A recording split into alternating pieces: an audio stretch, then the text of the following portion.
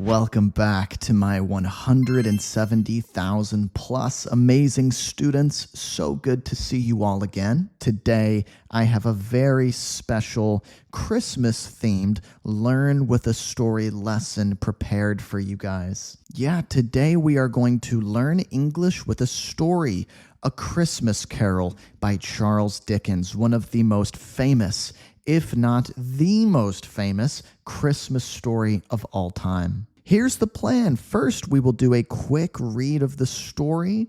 Yeah, I'll read it to you guys quickly the first time. All you need to do is sit back, relax, and listen. This part will just take a couple of minutes. Following that, we will have a vocabulary breakdown, taking a closer look at some of the more difficult language that we saw in the story. In part 3, we will have a deep dive into the story.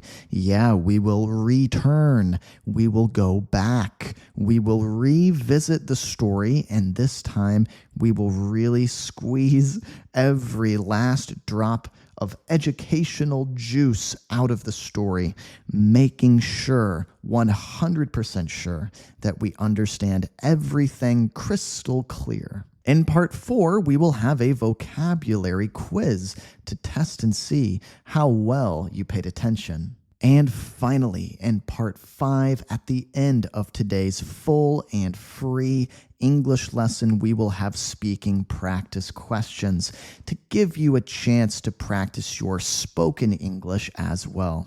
Click like on this video, comment ho ho ho down.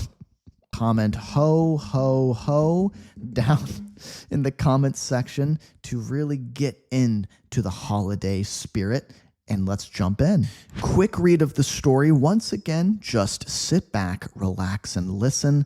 I'll read it to you. If there is some language you don't understand, if it feels really difficult, really challenging, then don't worry, because for the rest of the video, we are going to explain everything. Ebenezer Scrooge was a wealthy man who despised Christmas.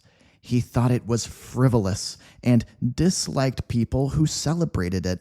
Scrooge was known for being cold-hearted and aloof, refusing to help the poor or show kindness to anyone, including his clerk, Bob Cratchit, who worked long hours for little pay. On Christmas Eve, Scrooge was visited by the ghost of his old business partner, Jacob Marley. Marley wore ominous chains and told Scrooge they were the punishment for his selfishness in life. He warned Scrooge that he would suffer the same fate if he didn't change. Marley told Scrooge to expect visits from 3 spirits that night. The first spirit, the ghost of Christmas past, arrived and took Scrooge back in time. Scrooge saw himself as a joyful boy during Christmas and remembered the happiness he had lost.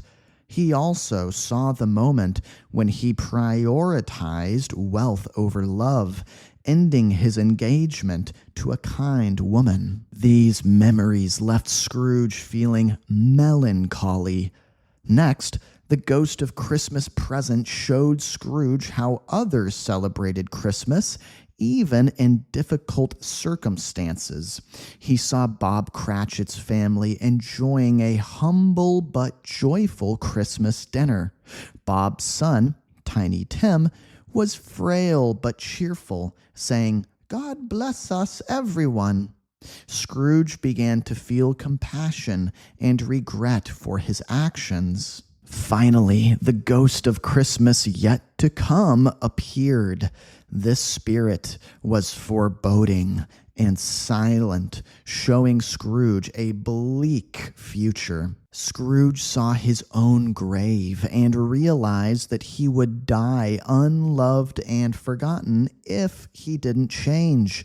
Terrified, he begged for a chance to make things right.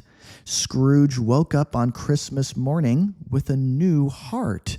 He laughed and immediately started making amends. He sent a large Christmas dinner to the Cratchit family, gave Bob a raise, and began helping the poor. Scrooge became generous, kind, and beloved in his community. From that day on, Scrooge celebrated Christmas with joy and generosity, proving that it's never too late to change.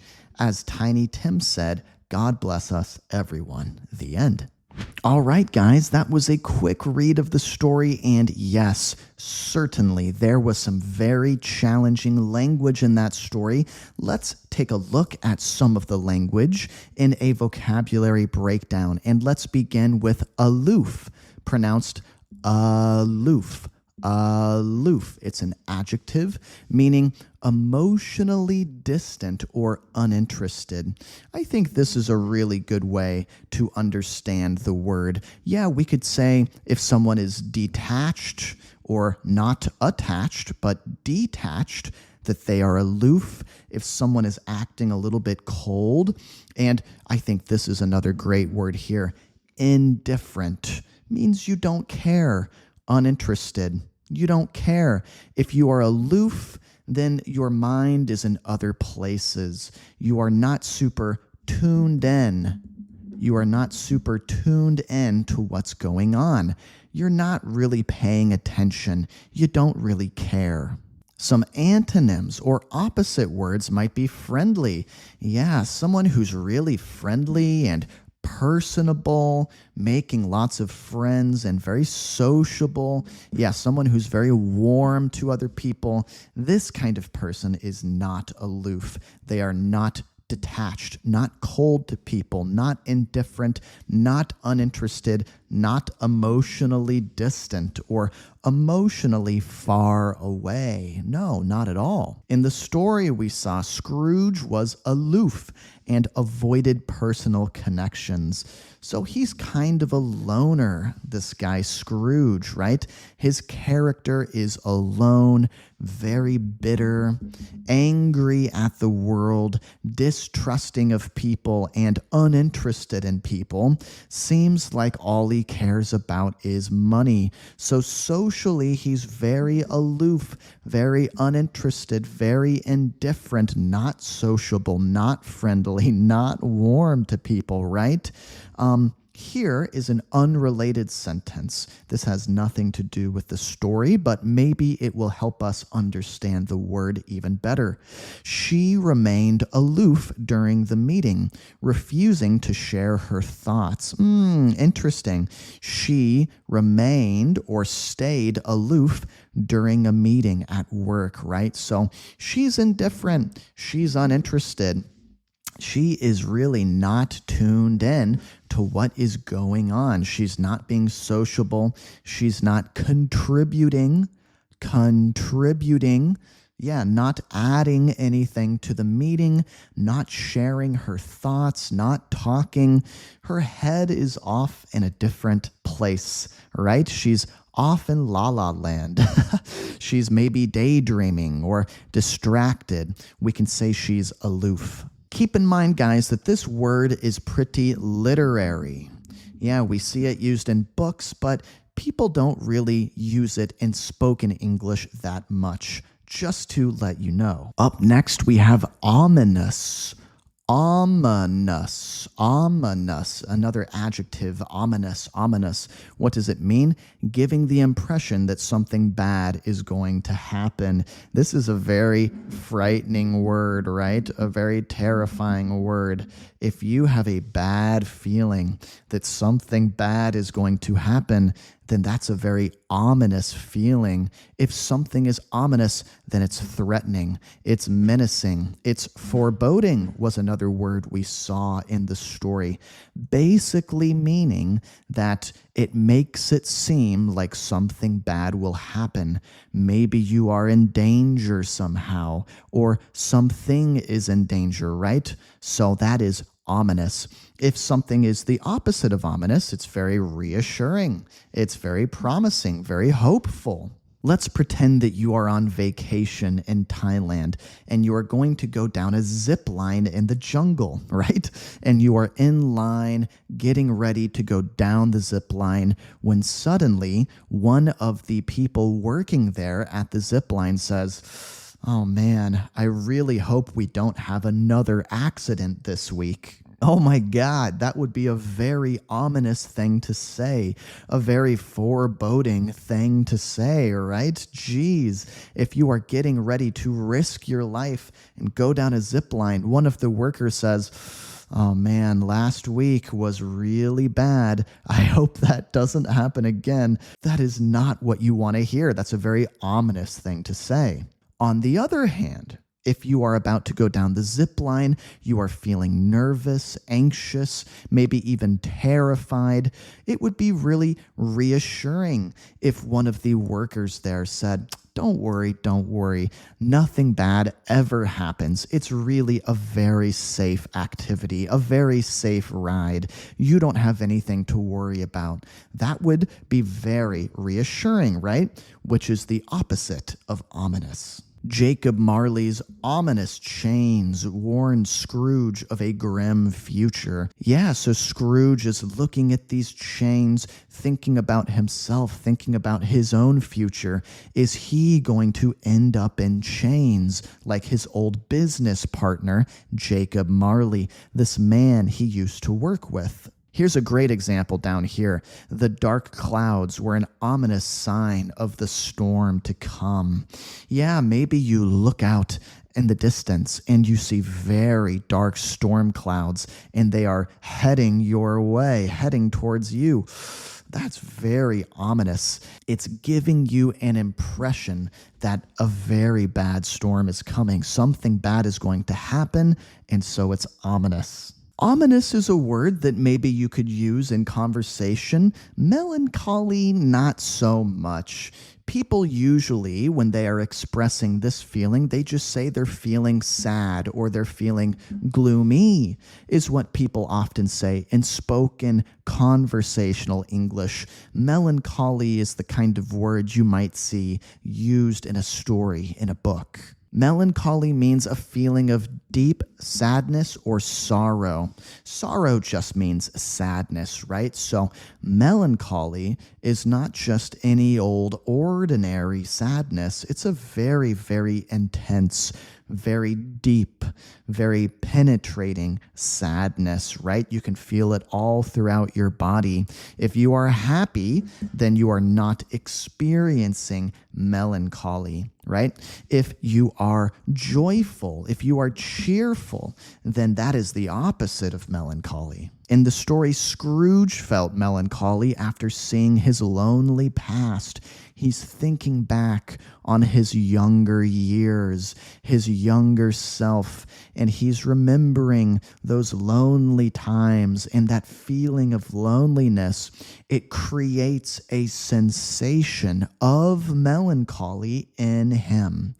It creates a feeling of melancholy inside of him or in him, right? The music was so melancholy that it made everyone feel emotional, made everyone feel very sad, right? This melancholy music. I'm going to draw, just for fun, the most melancholy face ever. Look at this guy with a big frown and his nose, and we've got some tears running down his cheeks, and he's thinking back on, the past and all of the bad things that happened, right? All of these terrible things, and he is experiencing very intense sadness. That's a sensation or a feeling of melancholy. I hope that none of my subscribers experience any melancholy this holiday season. We talked about this word already, so I'll go quickly here. Foreboding basically means the same thing as ominous, but this one is a bit more literary. Yeah, we see this one in stories. People almost never use this when they are speaking. It's just a strong feeling that something bad will happen, just like ominous. So if you have a sense of dread, if you have a sense of unease, here's another really great word, apprehension. A sense of apprehension. You're not sure. It seems like something is wrong or something is going to go wrong. Then that is foreboding, right? And on the opposite side, if you have a sense of calm, a sense of ease or relief, that's the opposite of something that is foreboding. The ghost of Christmas yet to come, meaning hasn't happened yet. That's what that means. Yet to come, hasn't happened yet. Filled Scrooge with foreboding. Yeah, thinking about the future can be scary, might fill you with this foreboding feeling. Or we could say filled you with foreboding. She had a foreboding sense of danger as she walked through the dark forest. So you see how it can be used as a noun or an adjective, right? You guys are doing great. That was the vocabulary breakdown. Hopefully we understand some of that challenging language a bit better now. Now, let's return to the story, not for a quick read, but for a deep dive into the story. Let's go. Ebenezer Scrooge, the main character of the story, this crotchety old man. What's crotchety? It means he's always in a bad mood. He's very bitter, right? He doesn't like people. He doesn't like anything except money. He was very wealthy. He had lots of money, and he despised Christmas. Ooh, strong word. If you despise something, that means you deeply, deeply hate it. You really dislike it. You hate it a lot, right? He thought it was frivolous, meaning kind of unserious. It's not important. It's not necessary, right? He thought Christmas was a waste of time. If something is frivolous, then it's just a big waste, and it's not serious. It's not necessary. So he thinks that Christmas is frivolous. It's a waste of time, and he dislikes people who celebrate it. If you like Christmas, he doesn't like you, right? Scrooge was known for being cold-hearted, not a nice guy, not a friendly guy, not the kind of guy you would invite over for dinner, and very aloof. We talked about this word. Yeah, he's kind of off in his own world. He doesn't care about people. He's uninterested in people. He's indifferent when it comes to, socializing and taking an interest in other people's lives, right? He refuses to help the poor or show kindness to anyone. So he's a really unfriendly guy, including his clerk, his helper at work, this guy, Bob Cratchit, who, poor Bob, he worked long hours for little pay. So Scrooge is treating Bob very unfairly at work. He makes him work long hours, hard hours, right? Very tiring hours. And he doesn't pay him very much money either. We could also say there's very little compensation. Compensation means the money you make for doing a job, right? So there's very little compensation. Bob Cratchit gets treated very poorly by crotchety old Ebenezer Scrooge on Christmas Eve, the night before Christmas. That's what Christmas Eve is, right? Scrooge was visited by the ghost of his old business partner, Jacob Marley. Marley wore ominous chains and told Scrooge they were the punishment. He's being punished. For what? Why is he being punished? For his selfishness in life. He's not alive anymore. He's a ghost now. But even in the afterlife, he's being punished for how selfish he was when he was alive. Now, why is this ominous to Scrooge? Because Scrooge is selfish too. And for Scrooge, it's kind of like looking into the future, seeing his own fate or what is going to happen to him, his fate, right? And this is a very scary fate. Marley warns Scrooge that he would suffer the same fate if he didn't change. He's telling Scrooge, you better be careful or you will end up like me. What has happened to me, it will happen to you too. Marley told Scrooge to expect visits from 3 spirits that night. So he needs to expect their visitation. He needs to get ready because they're coming that night. The first spirit, the ghost of Christmas past, arrived. So he came to visit Scrooge, and he took Scrooge back in time. He's the ghost of Christmas past, after all, right? Scrooge, he goes back in time, and he saw himself as a joyful boy during Christmas. So he used to be very joyful, very cheerful. He used to be happy when he was a young boy. And he's thinking about this. He's remembering all of the happiness that he's lost over the course of his life. Things have really changed for Scrooge. So he also saw the moment. There's a single moment when he prioritized wealth over love. This is a great sentence. If you prioritize something, that means you give it importance, right? If I prioritize work over family, that means I think my work is more important than my family. If I prioritize family over work, what does that mean? It means I think family is more important than work. So Scrooge, he's looking back at the past. He sees a time when he prioritized wealth or money over love, and he broke off or ended his engagement to a kind woman.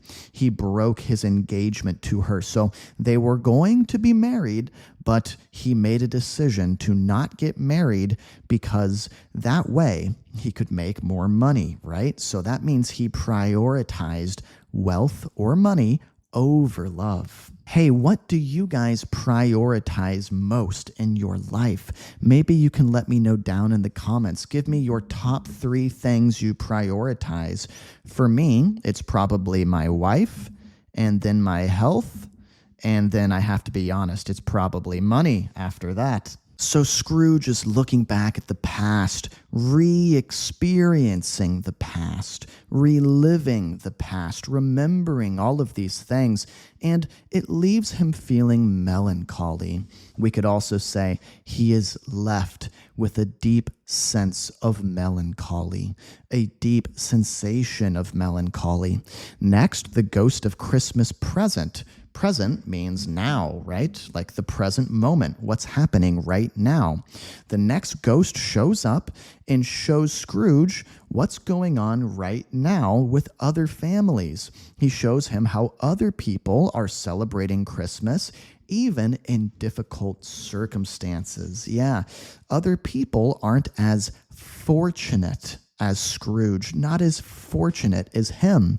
In other words, they don't have a big house like him. They don't have lots of money like him.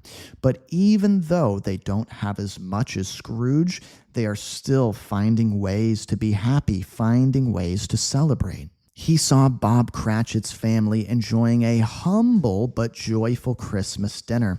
What's humble? If you are humble, then you don't try to show off. Yeah, you're not trying to be big and flashy. You're not spending lots of money. You aren't trying to impress other people. You're humble. Yeah, you are aware that you don't have much. You know that you don't have much, but you're trying to make the most of it. And you are not pretending like you have great wealth, a big house. You're not pretending like you're the best, right? If you're humble, then you don't pretend like you're the best. The Cratchit family is enjoying a humble, so it is humble, and it's also joyful Christmas dinner. Even though they don't have much, they're having a great time.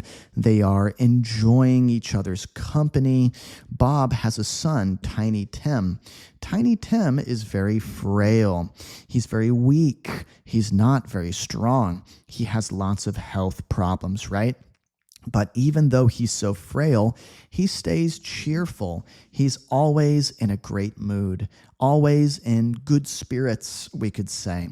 And he says, God bless us, everyone. Tiny Tim is a very admirable character.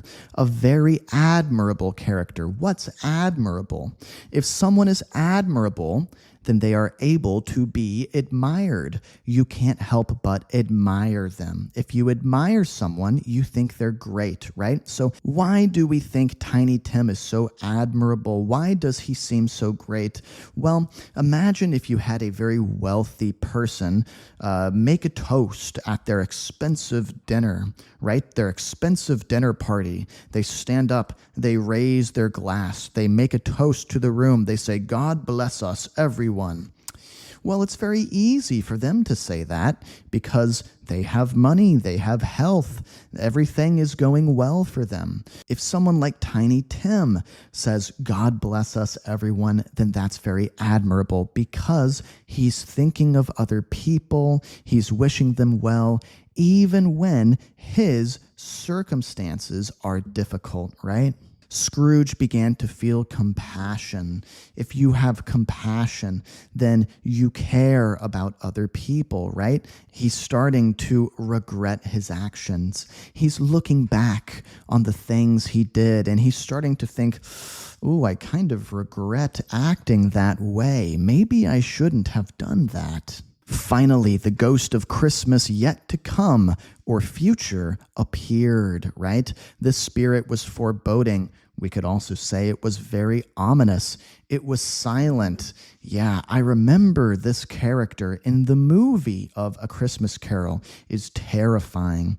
This phantom, kind of like the Grim Reaper, comes from the future, and it doesn't talk. It doesn't say anything.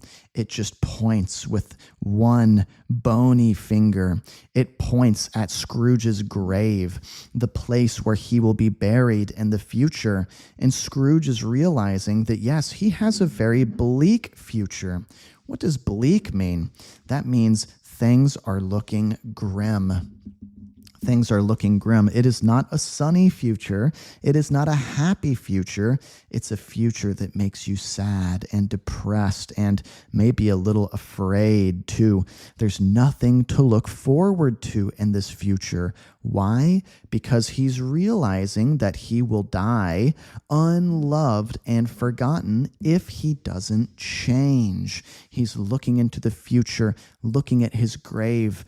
No one is visiting his grave. No one's at his funeral. No one cares that he's gone, right? So he knows he needs to make a change. He's terrified. He's very afraid. He begs for a chance to make things right. He grabs the ghost of Christmas yet to come, the ghost of Christmas future by the clothes, right? By the robes that the phantom is wearing. And he says, please give me one more chance. I promise I will make things right. Scrooge woke up on Christmas morning with a new heart. Yeah, he wakes up and he can't tell if that was a dream or not. He starts laughing. He immediately starts making amends. If you make amends, then you try to set things right. You take a look at the mistakes you made in the past. You try to make up for the mistakes. You try to make up for them. Make up for your mistakes. You try to make things right. He sent a large Christmas dinner to the Cratchit family. He gave Bob a raise, so he's giving him more money at work. And he began helping the poor. So his behavior has done a 180. That's another great expression. If you do a 180, then you start doing the opposite of what you were doing before. Maybe somebody was very sad at first, but then they did a 180 and they became very happy, right? Well, Scrooge is doing a 180 with his behavior. He is generous and kind, and he becomes beloved in his community. Everyone loves him. From that day on, Scrooge celebrated Christmas with joy and generosity. Basically means a giving spirit. Yeah, if you're a very generous person, then you are a giving person. We could also say you're very selfless. Selfish is when you want things for yourself. You're very greedy. Selfless, if you are selfless, that means you are giving. You don't think about yourself. You think of other people, right? So Scrooge proves that it's never too late to change. Even if you are an old, bitter, crotchety man like Scrooge, it's not too late, right? It's not too late to make a change, not too late to become more selfless, more giving, more generous. As Tiny Tim said, God bless us, everyone, the end. If you are still with me at this point in the video, take your hand, give yourself a pat on the back to congratulate yourself. Yeah, guys, I think it's important to pause every now and then and take a second to give yourself some credit and give yourself a bit of appreciation, a bit of self-love. Because if you guys are here watching this video and you've made it this far in the video, that tells me something. That tells me you really, really care. And as your YouTube teacher, I'm very proud of you. What I'd like to do now is have a vocab quiz. Let's fill in the blanks with the correct words. Let's check and see how well you were paying attention during our vocab breakdown. Number 1, Scrooge's something attitude made him push people away. You push people away. You're not interested in people. You are disinterested in people. You are indifferent towards people. You are very aloof. If you have an aloof attitude, maybe you're not interested in whatever's going on, right? Number 2, the blank appearance of the storm clouds warned us to stay inside. The something appearance, it gives you a bad feeling. The clouds look very ominous. Ominous. We could also say foreboding here, the foreboding appearance, the ominous appearance, the frightening appearance. It fills you with a sense of dread. It makes you think that something bad is going to happen. It's ominous. Number 3, after seeing his past, Scrooge felt what about the choices he had made? How did he feel about the decisions he made when he was younger? In 3, 2, 1, he felt melancholy about these decisions, about these choices. He felt a deep sense of sadness, right? So we can say he felt melancholy, or he felt a sense of melancholy is fine as well. Last one, the silent ghost filled Scrooge with something as it showed him his future. In 3, 2, 1, foreboding. Here it's used as a noun, right? Now that's a difference between foreboding and ominous, is we cannot use ominous as a noun, only as an adjective. In other words, we can't say that you are filled with ominous. We can only describe something as being ominous, but we can say that someone is filled with foreboding. This thing, foreboding, right? So foreboding could be a noun or an adjective. Ominous can only be an adjective. Out of those 4 questions, how many did you guys get correct? Let me know down in the comment section. And my friends, here we are at the final part of today's video. My favorite part, personally, speaking practice and discussion. I have a question here that I'd like us to think about and talk about. Here's the question. If you had the chance to see into your future, would you take it? Why or why not? If somebody told you, hey, I will show you what your life looks like in 10 years, or what your life will look like in 10 years, are you interested? Do you want to see? Would you take this opportunity? Yes or no? I'd like you guys to try and use one of today's vocab words in your response if you can. Try to use aloof or foreboding or melancholy or ominous. If you can use one or more of these words, that's great. And I'd like you guys to really push yourself to fill up the entire minute I'm going to give you. But first, I will go first to give you guys a demonstration of what I'd like you to try and do when it's your turn. Okay, here I go. Here's my minute. Okay, if I had an opportunity to look into the future, into my future, and see what my future looks like, I would not take that opportunity.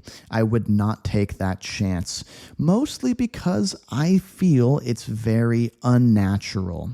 If I did that, I would be the first person in the history of mankind to see into his own future. And I don't want that kind of responsibility. I think that sounds very ominous. You know, for example, what if I looked into my future and I saw a big disaster that had happened? Well, then it's up to me to stop that disaster, and maybe I could do it, or maybe I couldn't do it, or, maybe me trying to change the future would make an even bigger disaster. It just seems like a real big mess, and I would like to keep things simple. So my answer is no. That was my response. Now it's your turn. Take that full minute. Keep talking all the way through the minute. Even if you feel like giving up, this is a great opportunity to practice your spoken English. And if you don't know what else to say, try summarizing the story we read today. That would be another good use of the minute. Go ahead.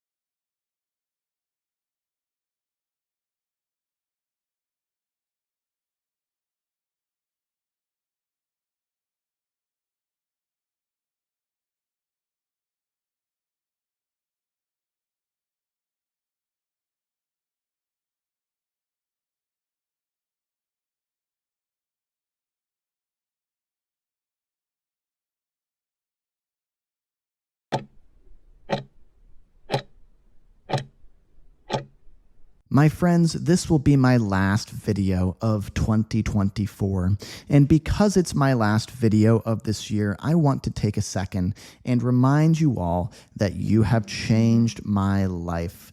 I created this YouTube channel this year, and I had very low expectations.